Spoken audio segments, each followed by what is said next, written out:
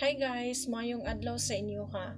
O di ba tan-awan ninyo, basahan ninyo ang comment ni Mami Riz. Una akong giingon sa inyo ha.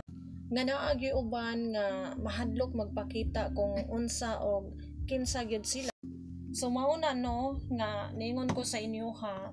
Ang uban mahadlok magpakita, hadlok nga magpakatotoo diri tungod ra pud aning mga bashers. Tungod ra pod sa mga tawo nga di makasabot kay lain-lain man gyud ta mga panghuna-huna, lain-lain gyud ta og mga kinaiya na gyud mga tawo ngayon ana ba nga bisag kita na nila ang sitwasyon, ilaha pa gyud in taong iba dili man gud nila feel ang ato ang sitwasyon, wala man gud sila sa ato ang lugar, mo nagsayon ra kayo para sa ilaha ang mang BIB. Mo na nga ningon ko sa inyo nga kung wala na mo'y lain masulti, wala na mo'y lain mabuhat sa mo lingaw sa inyong kinabuhi, ayaw na lang ninyo tanawa or ayaw na lang ninyo reaki og di maayo, no?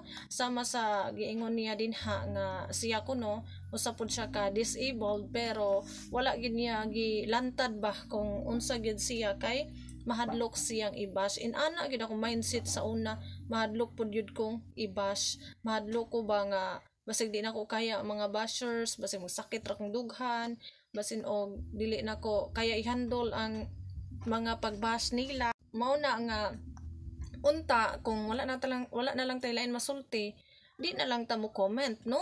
Unya i-skip na lang nato ang video, scroll down na lang og didto tan-aw sa laing video kung wala kay lain masulti.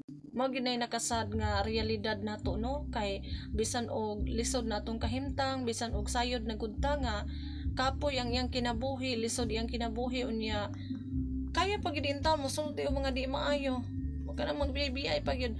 Siguro nagtuo sila nga perminti na lang maayo ilang panglawas mo abot ra ba gyud gihapon ang panahon nga pag magkatigulang na or wata kahibaw sa mga panghitabo nga unsa ba kay hinungdan nga nung magkabalatian ta inana baya na tong kinabuhi di nagtuyok baya ang kalibutan mo dili ta ingon nga abi kay nakita natong down siya niya kita na sa taas hambog na ta uni atoan na lang dayon silang BIB ayo na nga sa mga magtan-aw din ha nga wala masulti ayo na lang ug na imo makita nga mga ingon ana unta maluoy na lang dili ingon nga mangbash pag yun din ha kay nakita na gali natong naglisod ang tao, nakita na itong naikulang sa iya ha ato pag yung ipamukha, no? Lain pod muna nga respetaray lang gud ta kung gusto ta ba nga respeto ta maghatag pud tag respeto kay dili man pwede nga kita lang pud ang respeto ni kita wa tay respeto ana nga kinahanglan nga bisan man gani og dili nato kaila, bisan man gali og asa lang nato dapita nakita, kinahanglan nato mohatag og respeto kay tawo magyapon na sama nimo,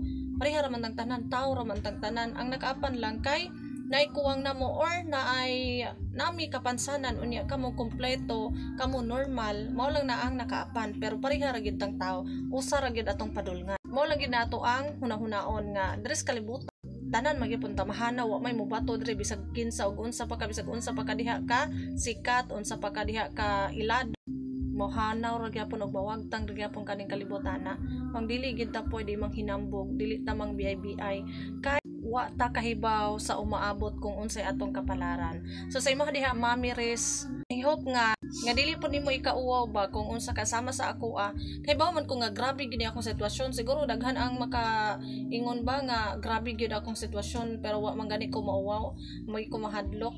Pangayoan sa Ginoo ang igong kusog ug igong kaisog para nga moatubang sa mga bashers.